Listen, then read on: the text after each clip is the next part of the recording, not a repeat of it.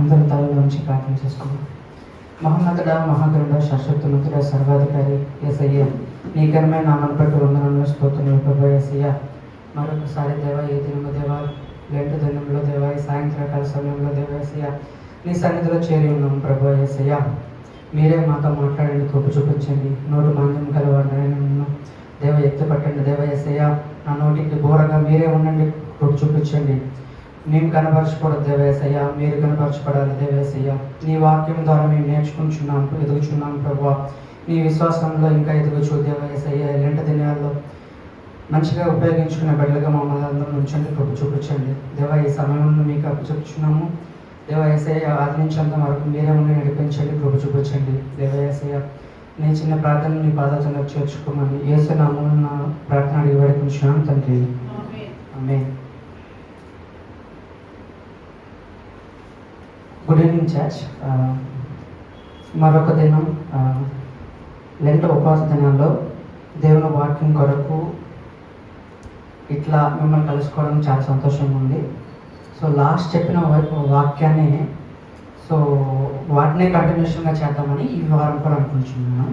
So తప్పులు ఏమైనా ఉంటే క్షమించండి, తోటి సహోదరుడిగా నన్ను మన్నించండి. సో లాస్ట్ చెప్పిన విషయాలు మీకు గుర్తున్నాయని నేను అనుకుంటున్నాను. ఫిలిప్పీయులకు రాసిన పత్రిక 2వ అధ్యాయం 5వ వచనం. Philippines chapter 2 verse 5. క్రీస్తు యేసునకు కలిగిన ఈ మనస్సును మీరును కలిగి ఉండడి. ఈ వాక్యం గురించి గత సెషన్లో మనం ధ్యానించాం కదా. సో దీనికి కంటిన్యూషన్గానే ఈ సెషన్ కూడా ఉంటుంది. So what are the attributes of a God? దేవుని యొక్క స్వభావం ఏమిటి? సో లాస్ట్ టైం 3 స్వభావం చూసాం కదా. ఏంటంటే ఎవరికైనా గుర్తున్నాయా? సో ఫస్ట్ స్వభావం చెప్తున్నాను, లవ్, ప్రేమ. సో ప్రేమ గురించి మనం విన్నాం. క్రీస్తు యేసును కలిగిన ప్రేమ అనే ఈ మనస్సును కూడా మనము కలిగి ఉన్నాం. సో రెండవది తగ్గింపు. సో క్రీస్తు యేసును కలిగిన ఈ మనస్సును కూడా మనం కూడా కలిగి ఉన్నాం. ఆ మనస్సు ఏంటి? తగ్గింపు అనే మనస్సు. అట్లానే చివరగా ఏం నేర్చుకున్నాం? ఒబీడియన్స్ గురించి నేర్చుకున్నాం. సో ఇందులో ప్రేమ గురించి నేర్చుకునేటప్పుడు సో మనం కొన్ని వచనాలు ధ్యానించాం కదా. అందులో ఫాస్ట్గానే రివైండ్ చేస్తాను. సో ప్రేమ గురించి మాట్లాడుకునేటప్పుడు సో గాడ్ ఈజ్ లవ్ అని విన్నాం, రైట్? దేవుడే ప్రేమ అయి ఉన్నాడని. Loves comes from the god. So ఈ ప్రేమ దేవుడి దగ్గర నుంచే వచ్చినది. ఆ వచ్చిన ప్రేమని మనం పొందుకున్నాం. దేవుడు ఎట్లా ప్రేమించాడంట? సో అదే వచనాల్లో ఉంటుంది కదా. 5వ వచనంలోనే కంటిన్యూషన్లోనే నెక్స్ట్, ఆయన దేవుని స్వరూపం కలిగి వారండి, దేవునితో సమానంగా ఉండుట విడిచిపెట్టకూడని భాగ్యమని ఎంచుకొనలేదు, కానీ మనుషుల పలుకును పుట్టి దాసుని స్వరూపం ధరించుకొని తన్ను తానే రిక్తునిగా చేసుకున్నాను. సో ఇందుని బట్టి దేవుడి యొక్క ప్రేమ మనకి వెల్లడగుచున్నది. సో అట్లానే ప్రేమ గురించి మనం మాట్లాడుకుంటూ ప్రేమ కలిగి ఉండడానికి మనం ఏమై ఉండాలంట? ప్రయాసపడాలని ఉంటుంది. సో రోమీయులకు రాసిన పత్రికలో కొరింథీయుల 1వ కొరింథీ 14వ వచనంలో ఉంటుంది. అట్లానే ప్రేమ ఎరిగిన వాడు దేవుణ్ణి ఎరుగడు. So if you are having a love inside, so then only you know the god. So దేవుణ్ణి ఎరిగి ఉంటామని బయట చెప్పుకోకూడదు, కానీ అది చూపించే వాళ్ళగా ఉన్నాం. అట్లా చూపించే వాటిల్లో ప్రధానంగా ఏమి ఉండాలంటే క్రైస్తవునిగా ప్రేమ కలిగి ఉండాలి. సో అందులోనే యోహాను గురించి పత్రికలో మనం నేర్చుకున్నాం కదా, 1వ యోహానులో. సో ఎవరిలో కూడా దేవుణ్ణి చూడలేదు, అయితే ఒకరినొకరిని ప్రేమ చూపించుకున్నప్పుడే దేవుడు వారి మధ్యన ఉంటాడని కూడా ఒక వచనం రాసి ఉంటుంది, రైట్? అయితే ఈ ప్రేమ కలిగి ఉన్నప్పుడు సో మనము ఇతరులను ఏం చేస్తామంట? So we have to accept each and every one in their own way. అంతేగాని సో మనకు నచ్చినట్టుగా మనం అనుకొని సో మనకు నచ్చినట్టుగా వేరే వాళ్ళు ఉండాలని అనుకోకూడదు. సో ఒక్కొక్కరికి ఒక్కొక్క స్వభావం ఉంటుంది, ఒక్కొక్కరు మనసు ఉంటుంది, ఒక్కొక్క థింకింగ్ ఉంటుంది. కాబట్టి సో మనందరినీ చేసిన వారు ఎవరు? దేవుడే, రైట్? సో అట్లాంటి వేరు మనసులున్న మనుషుల్ని మనం ప్రేమించకపోతే చూడని దేవుణ్ణి ఎట్లా మనం ప్రేమిస్తాం? సో ఈ వచనం గురించి కూడా మనం ధ్యానించాం. అయితే నిజంగా మనం ప్రేమ కలిగి ఉన్నాము అని మనం ఆ, వివేచించినప్పుడు సో మనం ఏమని కనిపిస్తూ ఉంటాయంటే సో మనలో ఒకరికొకరు సరి చేసుకుంటూ ఉంటాం. సో ప్రేమ కలిగిన వాళ్ళు అట్లానే ఎదుటి వాళ్ళ యొక్క ఏమైనా డీడ్స్ అంటే ఏమైనా కార్యాలు ఏమైనా ఉన్నా సరే అవి యాక్సెప్ట్ చేస్తూ ఉంటాం. సో తప్పు చేస్తామని ఎత్తి చూపం, కానీ కొన్ని కొన్ని చేసిన విషయాల్లో మనము యాక్సెప్టెన్స్ చేస్తూ వెళ్తాం. సో దానికి సజెషన్గా మనం ఇస్తూ వెళ్తూ ఉంటాం, రైట్. సో ఇది చేస్తే బాగుంటుంది లేదా ఇది చేస్తే బాగుంటుంది అని చెప్తాం, కానీ నువ్వు చేసిన తప్పు, నీవు నా దగ్గరికి రావాల్సిన అర్హుడు కాదు, నా దగ్గర నుంచి పోని పంపించే వాళ్ళంగా మనం క్రైస్తవులుగా ఉండలేం. అట్లానే ఎదుగుదలలో ఒకరికొకరు మనం సాయం చేసే వాళ్ళంగా ఉంటాం. సో ఇవన్నీ ప్రేమకు సంబంధించిన లక్షణాలు. సో ఇట్లాంటి ప్రేమకు సంబంధించిన లక్షణాలు మనం అందరం కూడా కలిగి ఉందాం. ఎందుకంటే ముఖ్యంగా దేవుడైన యేసుక్రీస్తే ఈ ప్రేమ అనే మనస్సును కలిగి ఉన్నాడు కాబట్టి, రైట్. సో రెండవది తగ్గింపు అని నేర్చుకున్నాం కదా. సో అదే వచనంలో ఉంటుంది కదా, తనను తానుగా వ్యక్తులుగా చేసుకున్నాం. He emptied himself. So the sovereign God he has own everything in the universe. So అతను ఏమైనా చేయగలడు, అయినప్పటికీ కూడా అన్నిటిని విడిచిపెట్టుకొని తగ్గింపు కలిగి ఈ లోకంలోకి వచ్చి కుమారునిగా బతుకుతూ మనలానే ఎట్లాగా తగ్గింపు కలిగి జీవితాన్ని ఉండాలో ఆయన మనకి ఎగ్జాంపుల్గా ఉన్నారు. చెప్పాను కదా. సో తగ్గింపు అనేది it is not a weakness, it is a dignity of a God. So దేవుని యొక్క డిగ్నిటీ అనేది మనకి తగ్గింపు. సో మనం తగ్గింపు ఉంటే ఎదుటి వాళ్ళకి తక్కువైనట్టు కాదు, సో దేవుని యొక్క విలువైన డిగ్నిటీని కలిగి ఉన్నామని. సో ఏ విషయాలు తగ్గింపు కలిగి ఉండాలని మనం ఆలోచించామంటే మన ఉద్యోగంలో తగ్గింపు కలిగి ఉండాలని, సమాజంలో తగ్గింపు కలిగి ఉండాలని, అట్లానే ఇంటిలో మన ఫ్యామిలీస్లో తగ్గింపు కలిగి ఉండాలని నేర్చుకున్నాం. అట్లా తగ్గింపు కలిగిన వాళ్ళు ఎవరై ఒకరిని చూసాం కదా, 40 years మోసెస్ గురించి విల్డర్నెస్లో ఉన్నప్పుడు దేవుడు తగ్గింపు కలిగిన మోసెస్ని విడిచిపెట్టలేదు, రైట్. సో చివరిగా విధేయత, ఒబీడియన్స్. సో దేవుడే తన తండ్రి చెప్పిన మాటకు విధేయతగా ఈ లోకంలోకి వచ్చి తన యొక్క విధేయతను చూపించుకున్నాడు కదా. సో అట్లాంటి విధేయతనే సో మనం కూడా కలిగి ఉండాలి. సో విధేయత అనేది చాలా మనకి క్రైస్తవులుగా మనము చాలామంది ల్యాక్లో ఉన్నాము. సో అట్లాంటి విధేయతను కూడా మనం కలిగి ఉండాలని నేర్చుకున్నాం. సో దేవుడే ఇట్లా తన ప్రాక్టికల్ లైఫ్లో ఒక వచనం ఉంటుంది కదా, ఆయన కుమారుడై ఉండి తాను పొందిన శ్రమలను విధేయతగా నేర్చుకున్నాను. శ్రమలను బట్టి తాను విధేయతగా నేర్చుకున్నాను.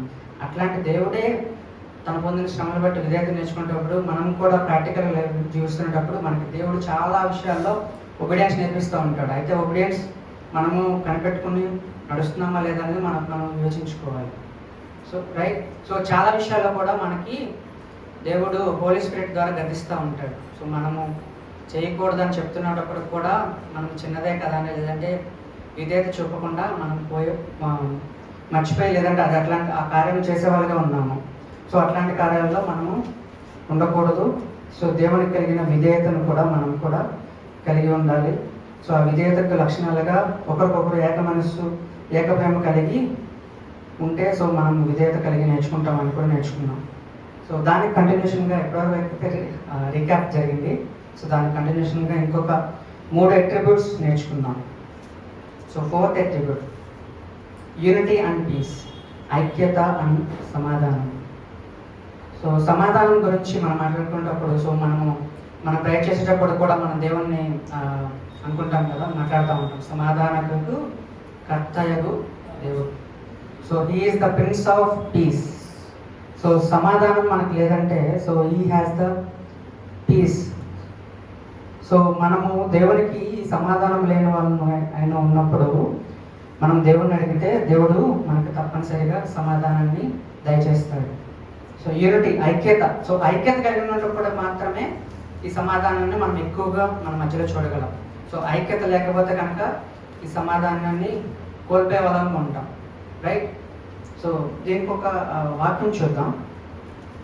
జాన్ 17th chapter, యోహాను సువార్త 17వ అధ్యాయం.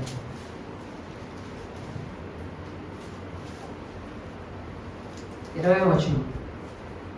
ఐక్యత గురించి దేవుడు మాట్లాడుతూ చెప్తా ఉంటాడు, చూడండి ఒకసారి. మరియు నీవు నన్ను పంపితువని లోకము నమ్మునట్లు తండ్రి, నా యందు నీవును నీ యందు నేనును ఉన్నలాగున వారును మన యందు ఏకమై ఉండవలనని వారి కొరకు మాత్రమే నేను ప్రార్థించడం లేదు, వారి వాక్యము వలన నా యందు విశ్వాసం ఉంచి వారందరూ ఏకమై ఉండవలనని వారి కొరకు ప్రార్థించున్నాను. యేసుక్రీస్తు ఇక్కడ మాట్లాడుతున్నారు కదా, తండ్రి, సో నేను నువ్వు ఎలా ఉన్నామో ఏకముగా, అట్లానే వారిలో కూడా మనతో పాటు ఏకంగా ఉండడానికంట దేవుడు ఏం చేస్తున్నాడంట, ప్రేయర్ చేస్తున్నాడు. సో మన కోసం విజ్ఞాపన చేస్తున్నాడు. సో అంత ఏకంగా ఉండడం కోసం దేవుడు ఎంత స్ట్రెస్గా వచ్చి మాట్లాడుతూ మన కోసం అంత ప్రార్థిస్తున్నప్పుడు, సో మనం ఈ ఏకంగా ఉండే విషయంలో ఏమైనా మర్చిపోతున్నామేమో మనం పరీక్షించుకునే వాళ్ళంగా ఉంటాం. అయితే ఈ ఏకత్వంలో సో ఎందులోంచి వస్తుందో చూడండి ఒకసారి. వాక్యంలో విశ్వాసం నుంచి వారు ఏకమై ఉండవాలని ప్రార్థించున్నాను. సో అదే పైవచనాల్లో కూడా మాట్లాడుతూ ఉంటాడు వాక్యం గురించే, నీ వాక్యమే సత్యము అనుకుని ఉంటుంది. సో 21 లాస్ట్ వచనాల్లో ఉంటుంది కదా, వారి వాక్యం వలన నా యందు విశ్వాసం ఉంచు వారందరూ, ఎవరిలో విశ్వాసం ఉంచు వారందరూ, నా యందు విశ్వాసం ఉంచు వారు అంటే క్రీస్తు యేసునందు విశ్వాసం ఉంచు వారందరూ ఏకమై ఉండవలనని వారి కొరకు మాత్రమే నేను ప్రార్థించడం లేదు, వారి వాక్యం వలన నా యందు విశ్వసించు వారందరూ ఏకమై ఉండవలనని వారి కొరకు ప్రార్థించుచున్నాను. సో ఈ యొక్క లక్షణాలను మనం కలిగి ఉండాలి. ఏంటంటే యూనిటీ అండ్ పీస్, ఐక్యత మరియు సమాధానం. 4th అట్రిబ్యూట్గా నేర్చుకున్నాం. అట్లా 5th వన్ సాక్రిఫైస్, త్యాగము. సో దేవుడికి కలిగిన ఈ లక్షణమును కూడా మనము కూడా కలిగి ఉండాలి. Sacrifice or sacrificial life. So sacrifice అంటే ఏంటంటే, నిర్వచనం గురించి నేను గూగుల్ సెర్చ్ చేసినప్పుడు సాక్రిఫైస్ అంటే ఏంటంటే it is an act of faith, trust and obedience. So it talks about showing faith, trust and obedience. So మనము త్యాగపూరితమైన జీవితాన్ని కలిగి ఉన్నామంటే ఈ ఫెయిత్ని కలిగి ఉన్నాము, అట్లానే ట్రస్ట్ని కలిగి ఉన్నాము, అట్లానే ఒబీడియన్స్ని కలిగి ఉన్నాము. సో ఈ త్యాగం గురించి ఆలోచిస్తే it is an beauty of Jesus. Why I said beauty of Jesus is the greatest sacrifice on earth made by Jesus Christ. So ఈ విశ్వంలో లేదా ఎవరు చేయని మహా త్యాగమును దేవుడు చేసి ఉన్నాడు, రైట్? సో మన కొరకు ఎవరైనా చనిపోయే వాళ్ళు ఉన్నారా? సో మన కొరకు ఏదైనా చేయి కోసుకునే వాళ్ళు, లేదంటే చేయి కట్ చేసేసుకొని నీకు హెల్ప్ అవుతుందంటే నేను అంత చేసేసంత ముందుకు వచ్చేవాళ్ళు ఎవరో ఉన్నారు. నీ పాపం కొరకు, నా పాపం కొరకు తానుగా రిక్తునిగా దేవా శిలువలో వేలాడుచు తన ప్రాణాన్ని అర్పించిన దేవుడు ఏం చేశారంట? Greatest sacrifice he did for us. So ఆ త్యాగపూరితమైన లైఫ్ను కూడా సో మనం కలిగి ఉండాలి. సో మనం ఇతరుల కోసం అంత త్యాగం చేయవసరం లేదేమో కానీ మన ప్రాక్టికల్ లైఫ్లో చిన్న చిన్న విషయాలకు కూడా త్యాగపూరితమైన లైఫ్ అనేది మనము కోరుకోవాలి, లేదా అట్లాంటి జీవితాన్ని మనం జీవించబడిగా ఉండాలి. సో కొన్ని విషయాలు మనం సాక్రిఫైస్ చేసే విషయాలు కూడా, చిన్న విషయాలు కూడా మనం మర్చిపోతూ ఉంటాం. ఎగ్జాంపుల్గా నేను నేర్చుకున్నది ఏంటంటే, ఒక ఇంట్లో ఒక పని మనిషి ఉందంట. ఒక పని మనిషి ఇంకొక ఆమెతో చెప్తుంది, తన ఫ్రెండ్ అనుకోండి ఎగ్జాంపుల్గా, అమ్మ నేను పనిచేస్తున్న ఇంట్లో ఓనర్స్ వాళ్ళ యొక్క బర్త్డే సెలబ్రేషన్స్ జరిగాయి. సో లాస్ట్ డిసెంబర్లో ఇప్పటికీ 3-4 నెలలు అయింది, రైట్? బర్త్డే కట్ చేసిన కేక్ ఇంకా ఫ్రిడ్జ్లోనే ఉంది, కానీ నేను ఇప్పటికొచ్చి నేను చూస్తూనే ఉన్నాను, ఒక్క ముక్క కూడా ఇవ్వలేదని ఒక పని మనిషి ఇంకొక వేరే వాళ్ళకి చెప్తుందంట. సో కొంతమంది అట్లనే చేస్తారు కదా.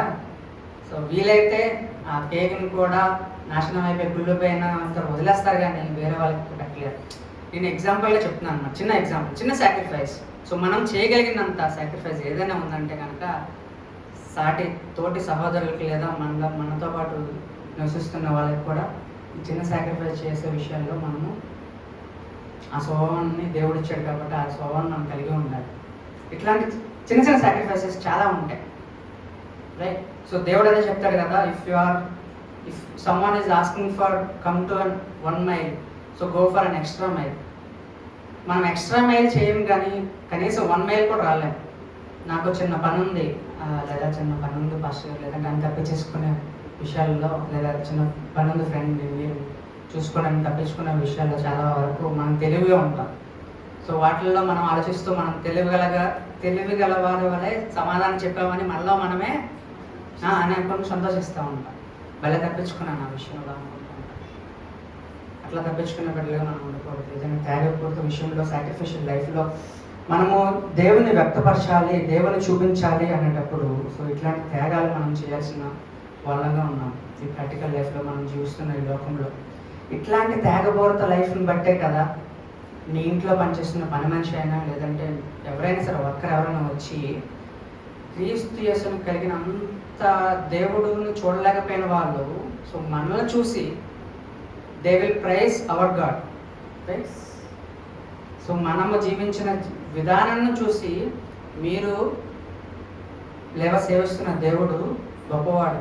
సో దానియాలలోకి ఆ రాజు అట్లానే కదా ఒప్పుకుంటాడు, నీవు సేవిస్తున్న రాజు జీవం గల దేవుడు అని. సో ఈ దేవుడిని ఎవరిని చూడలేదు, ఇందాక మాట్లాడుకున్నాం ప్రేమ విషయంలో, కానీ మనము ద్వారా మన జీవితాల ద్వారా మనము చూపించగలం. సో అట్లాంటి విషయాలు, త్యాగపూరితమైన విషయాలు మనకేమైనా ఉన్నాయంటే కనుక అట్లాంటి విషయాలు పాటించాలని నేను కోరుచున్నాను. సో ఈ త్యాగం విషయంలో కొన్ని విషయాల్లో మనం అనుకుంటూ ఉంటాం, కొన్ని మనీ పరంగా మనం కొన్ని త్యాగాలు చేయాలని అనుకుంటూ ఉంటాం. No. So God don't want us to become an rich in this world. So ఒక వచనంలో ఎక్కడ ఉంటుంది నాకు రిఫరెన్స్ గుర్తులేదు, కానీ ధనవంతులుగా కూడా ఉండడానికి ప్రయత్నించండి అని ఏదో మాట్లాడుతుంటారు. అట్లా ధనవంతుల గురించి చెప్తూ ఉంటారు కదా, సూదగజంలో వెళ్ళడానికి కూడా ధనవంతులకి వెళ్ళలేరు, లేదంటే అసాధ్యం అని మాట్లాడుతూ ఉంటారు కదా. సో మనము రిచ్ అవ్వకూడదని కాదు, కానీ సో మన రిచ్ ఎందులో ఉండాలంటే so we have to become a rich in our heart. So rich in heart, so we have to like that. So అంత రిచ్ ఉన్న వాళ్ళు మన హార్ట్లో ఉంటే కనుక సో ఈ సాక్రిఫిషియల్ చేయడం అనేది తొందరగా అనేది మనము చేయడానికి సిద్ధంగా ఉంటాం. సో ఈ లోకంగా ధనవంతులు అవ్వద్దని అనుకోవట్లేదు, కానీ అవ్వాలి అనుకునేటప్పుడు దేవుణ్ణి మనం అడగచ్చు. సో దేవుడే చెప్తాడు కదా ఎఫెసీ పత్రికలో 3వ అధ్యాయము 19-20 అంటాడు కదా, అడుగుబాటు కంటేను దయచేయగల శక్తి గల దేవుడు అంట. సో కొంచెం ఆ పైన కూడా చదువుకున్నాం చూడండి ఒకసారి.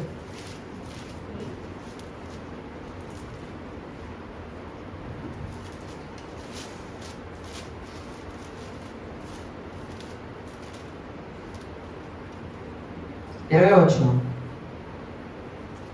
మనలో కార్యసాధకమైన తన శక్తి చొప్పున మనము అడుగు వాటన్నిటికంటేను ఊహించు వాటన్నిటికంటేను అత్యధికంగా చేయ శక్తి గల దేవునికి క్రీస్తు యేసు మూలంగా సంఘంలో తరతరంలో సదాకాలం ఉంటారు.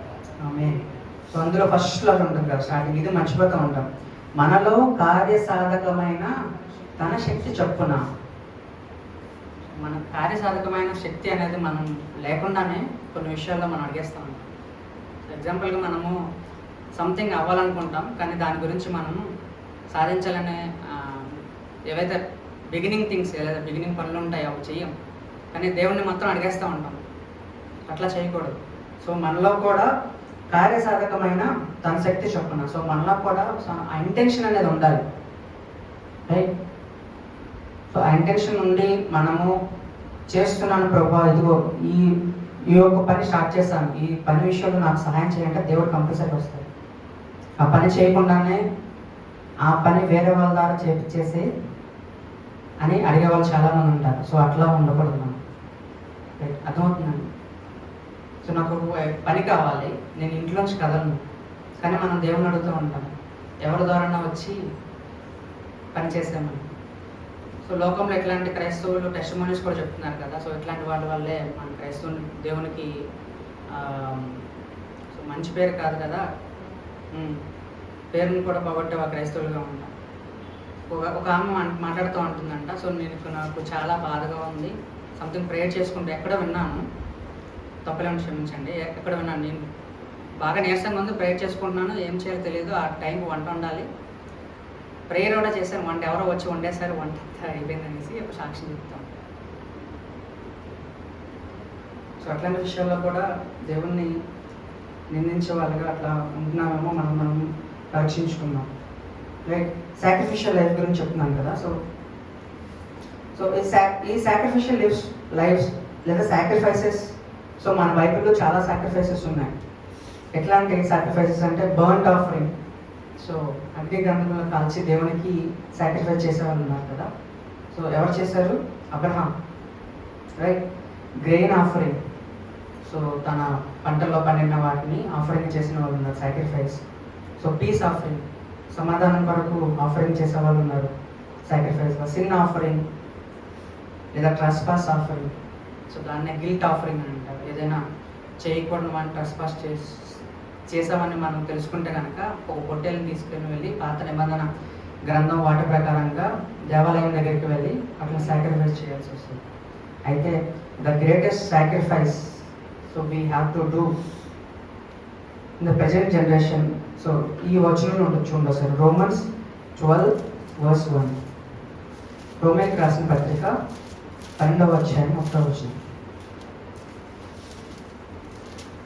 కాబట్టి సహోదరులారా, పరిశుద్ధమును దేవునికి అనుకూలమైన సజీవ యాగముగా మీ శరీరములను ఆయనకు సమర్పించుకొనుడని దేవుని వాత్సల్యమును బట్టి మిమ్మల్ని బ్రతిమాలుచుకుంటున్నాను. ఇటు సేవ మీకు యుక్తమైనది. రైట్, సో పరిశుద్ధమును దేవునికి అనుకూలమైన సజీవ యాగముగా మీ శరీరమును ఆయనకు సమర్పించుడి. సో దేవుడు మాట్లాడతాడు కదా, మీ శరీరమే దేవుని ఆలయం.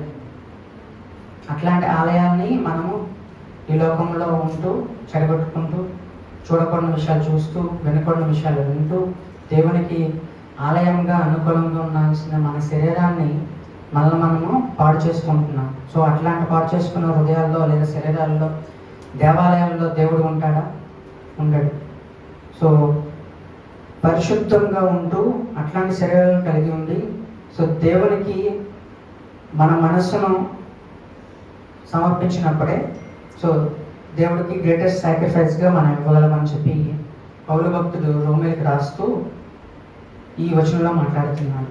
అట్లానే ఇంకా కంటిన్యూషన్గా మీరు ఇంటికెళ్ళి చదువుకోండి. ఈ లోక మర్యాదను అనుసరింపక ఉత్తమము అనుకూలమైన సంపూర్ణమైన దేవుని చిత్తం ఏదో పరీక్షించి తెలుసుకొని మీ మనస్సు మారి నూతన ఒకటి వలన రూపాంతరం పొందుతూ అంటారు. సో మన శరీరానికి ఎట్లా రూపాంతరం పొందుకోవాలో దేవుడు సరే పౌలు భక్తుడు నెక్స్ట్ వర్షన్లో చెప్తున్నాడు కదా. సో అట్లాంటిగా సో మనం మనాలని కోరుకుంటున్నాను. సో ఇది sacrifice the attribute which God has. అట్లానే ఇట్లాంటి సాక్రిఫైస్ కూడా సో మనం కలిగి ఉండాలని నేను కోరుకుంటున్నాను.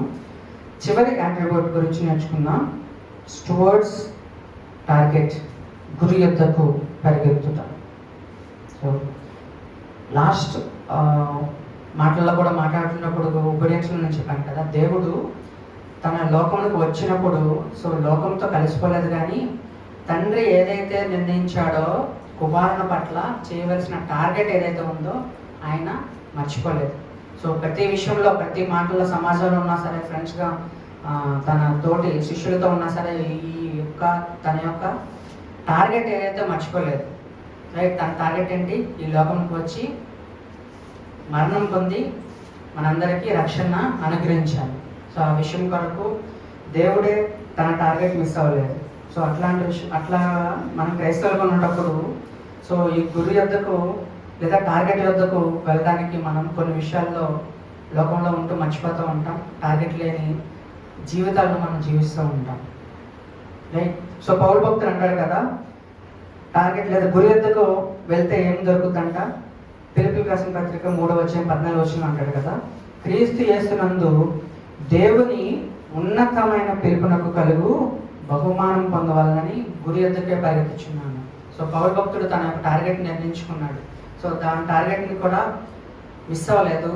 సో చివరి వరకు తన జీవితాన్ని ఆ యొక్క బహుమానం లేదా ఆ యొక్క ఉన్నత పిలుపునకు పరిగెత్తాలని తను నిర్ణయించుకున్నాడు. అట్లాంటి భక్తుడు మనకు చూపిస్తున్న మాదిరిగా ఇంకో మాటలో కూడా అంటాడు కదా, నేను దేవుని పోలి నడుచుకున్నట్లుగా మీరు కూడా నన్ను పోలి నడుచుకుంటాను. సో అంత స్ట్రాంగ్ వాయిస్ ఎవరి దగ్గర మన బైబిల్లో వినబడిందంటే పౌలు భక్తుడి దగ్గర నుంచే కదా. సో ఫిలిప్పీ 3:17 ఒకసారి చదువుతారు ఒకసారి. సో సహోదరులారా, మీరు నన్ను పోలి నడుచుకున్నది మేము మీకు మాదిరి అయిన ప్రకారము నడుచుకుని వారిని గురిపెట్టి చూడి. ఎట్లా చూడాలంట? గురిపెట్టి చూడాలి. సో మాదిరిగా గురిపెట్టి చూడాలి. రైట్. సో మనకంటే ముందుగా విశ్వాసంలో నడిచిన భక్తులు చాలామంది ఉన్నారు మన బైబిల్లో. సో వాళ్ళందరినీ కూడా మనం మర్చిపోకూడదు. సో వాళ్ళందరికీ మనం ఎట్లా చూడాలంట? మాదిరికరమైన గురిపెట్టి చూసి మనం కూడా నడుచుకోవాలి. సో అట్లా నడుచుకున్నప్పుడు మాత్రమే మనం కూడా చెప్పగలం కొన్ని విషయాలు. లేదా మన సహోదరులు లేదా మన చిన్న వాళ్ళకి సో నన్ను కూడా చూసి మీరు కొంత నేర్చుకోండి. పౌల్లాగా అంత స్ట్రాంగ్గా మాట్లాడలేకపోవచ్చేమో కానీ కొన్ని విషయాలు మనం తప్పుతున్నాం కాబట్టి సో కొన్ని విషయాలైనా సరే నాకు మాదిరిగా నడిచి జీవించడని చెప్పగలం. రైట్. సో అట్లా ఉన్నప్పుడు మాత్రమే మన ఫ్యామిలీస్లో మన అన్న ఎట్లా ఉన్నాడు, సో అన్న యొక్క నడుచుకున్న విధానం బట్టే తన చెల్లి కానీ తమ్ముడు కానీ దేవుళ్ళ మార్గంలో రాగలరు. అయితే ఇదే వాక్కులో మనం ఇంకోసారి మాట్లాడుకుందాం. క్రీస్తు యేసునందు దేవునికి ఉన్నతమైన పిలుపునకు కలుగు బహుమానం పొందవలనని. సో ఎవరైనా సరే టార్గెట్ రీచ్ అయితే వాళ్ళకి ఒక గిఫ్ట్ అనేది ఉంటుంది కదా. సో బహుమానము. సో పౌలు భక్తుడు బహుమానం ఏ బహుమానం గురించి మాట్లాడుతున్నారంట? ఆ బహుమానం మనకు అందరికీ తెలిసిందే. బహుమానం చెప్పిన జీవ కిరీటం, అట్లానే పరలోకం రాజ్యం. సో ఆ బహుమానం ఎట్లా ఉంటుందంట? ఆ బహుమానము నీతి రాజ్యం. ఆ రాజ్యంలో ఎవరు ఉంటారు? నీతిమంతులే ఉంటారు. సో మనం ఆ బహుమానం పొందుకుంటే మన అందరం కూడా ఈ బైబిల్లో ఉన్న నీతిమంతులని, అట్లానే మనం ఇక్కడ దేవుడు పిలుపులో ఎత్తబడిన నీతిమంతులు ఎవరైనా ఉన్నారో వాళ్ళందరినీ కూడా మనం అక్కడ కలుసుకొని ఉన్నాం. ఆ యొక్క నీతి రాజ్యం ఇంకా ఎలా ఉంటుంది? యుగయుగాలకు తరతరాలకు నిలిచి ఉండే రాజ్యం. సో దానికి ఎండ్ లేదు, లిమిట్ లేదు. అట్లానే ఆ రాజ్యానికి ఎలా ఉంటుందంట? సువర్ణ రాజ్యం. మనం చదివాం కదా, పరలోక రాజ్యం బంగారం వంటి తేజస్సు కలిగిన రాజ్యం.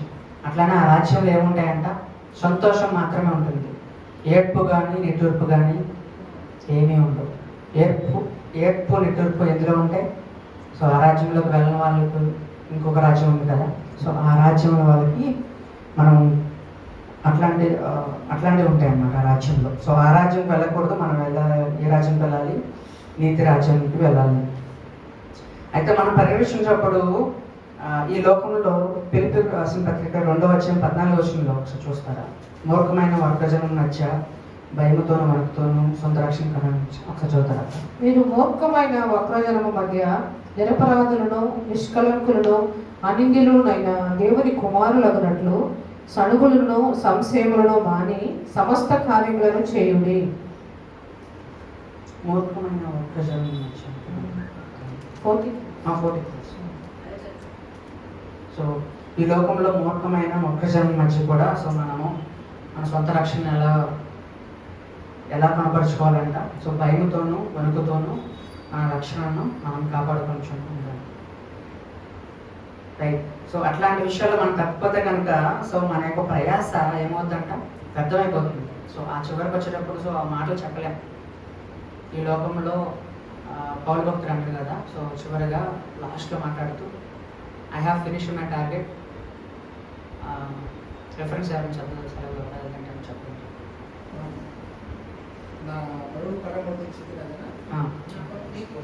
నా కొరకు నీతి కిరీటము ఉంచబడినది అని దేవుడు చెప్తారు కదా.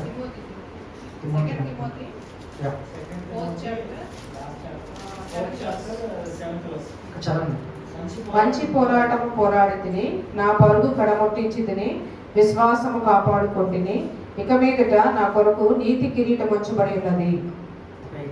సో మనం అందరం ఎవరైనా చెప్పగలమా? లాస్ట్లో మనకి ప్రాణం పోయే ఆ చివరి గడియల్లో నా కొరకు నీతి కిరీటం ఉంచబడినది అని అంత స్ట్రాంగ్గా లేదా బోల్డ్గా ఎవరైనా మాట్లాడగలరా? అట్లా మాట్లాడే జీవితాలు మనందరికీ దేవుడు దయచేయను కాక. సో ఇంకొక వచనం కూడా మాట్లాడి ముగించుకుందాం. ఫిలిప్పీయులకు రాసిన పత్రిక 2:16.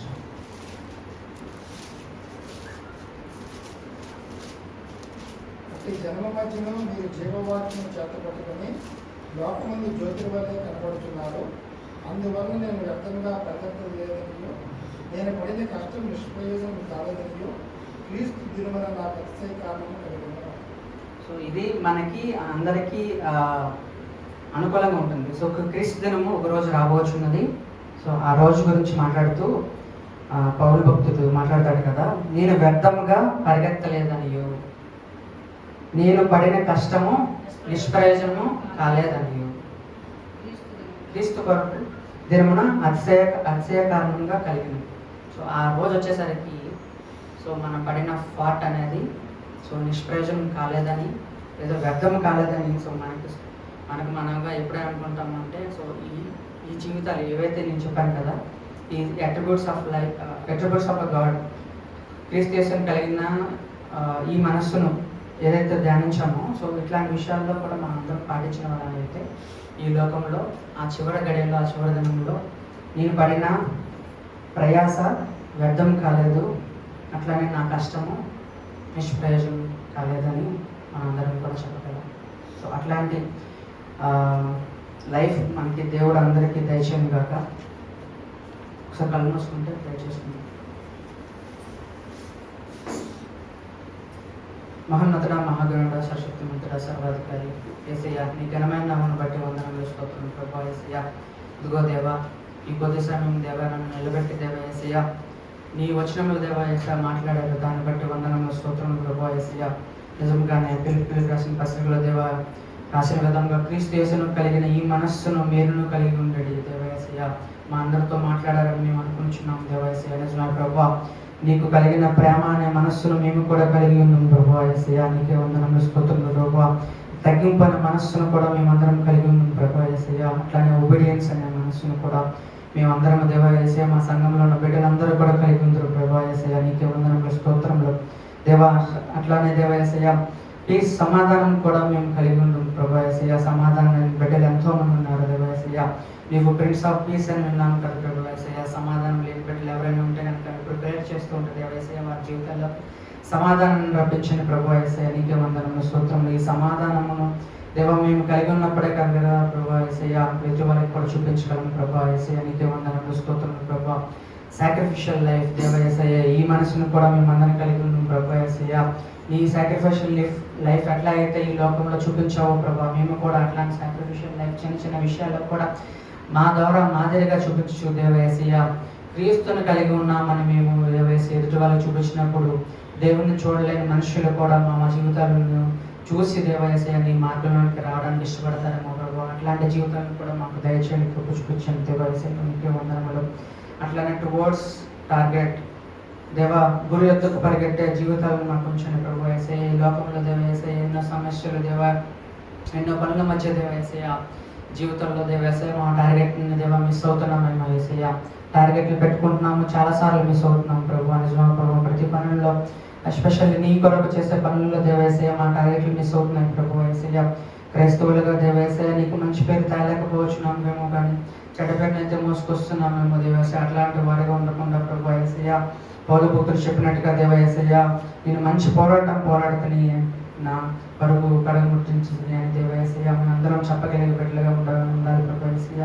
నిజమే ప్రభు, మరొకసారి గుర్తు చేశారు ప్రభు యేసయ్య నీ యొక్క పరలోక రాజ్యం కొరకు దేవా యేసయ్య, రెండవసారి రాకడ దేవా యేసయ్య, ప్రభు దినం రోజు దేవా యేసయ్య మేమందరం మాట్లాడే బిడ్డలుగా దేవా యేసయ్య మా హృదయాల నుంచి వచ్చే వాక్యం దేవా యేసయ్య, నేను పడిన నీ పరుగు పందెం వ్యర్థం కాలేదు దేవా, నేను కష్టము నిష్ప్రయోజనం కాలేదని దేవా యేసయ్య మేము అందరం చెప్పే బిడ్డలుగా ఉండడానికి మా అందరికీ దేవ దయచేయండి, కృప చూపించండి. నా నీతి రాజ్యంలో దేవా యేసయ్య, పరలోక రాజ్యంలో మేమందరం చూసుకున్నంత వరకు దేవా యేసయ్య మీరు మాకు తోడే ఉండండి దేవా యేసయ్య. ఎక్కడ వినబడుచున్న వాక్యం దేవా యేసయ్య మా విశ్వాస జీవితాల్లో వృద్ధిపొందించండి, కృప చూపించండి దేవా యేసయ్య. ఏ వాక్యము కూడా ఇలాంటి దినాల్లో వినడం వాక్యం నిష్ప్రయోజనం కాకూడదు దేవా యేసయ్య.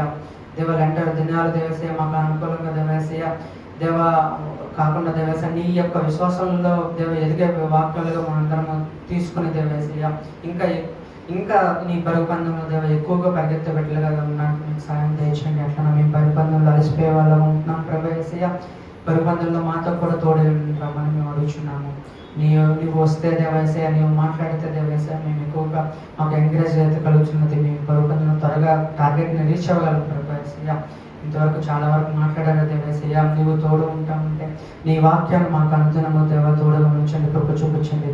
ఈ ప్రతి విషయాల్లో కూడా దేవా యేసయ్య మీకు ఒబీడియన్స్గా ఉండే బిడ్డలుగా ఉండండి కృప చూపించండి దేవేసయ్య. దేవ పరిశుద్ధాత్మ ద్వారా మాట్లాడుచున్నారు దేవేసయ్య.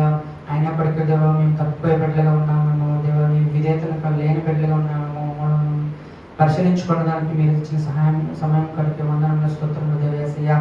దేవాయసయ్య ఇంతవరకు దేవాయసయ్య నాకు కాచి కాపాడే దేవాయసయ్య.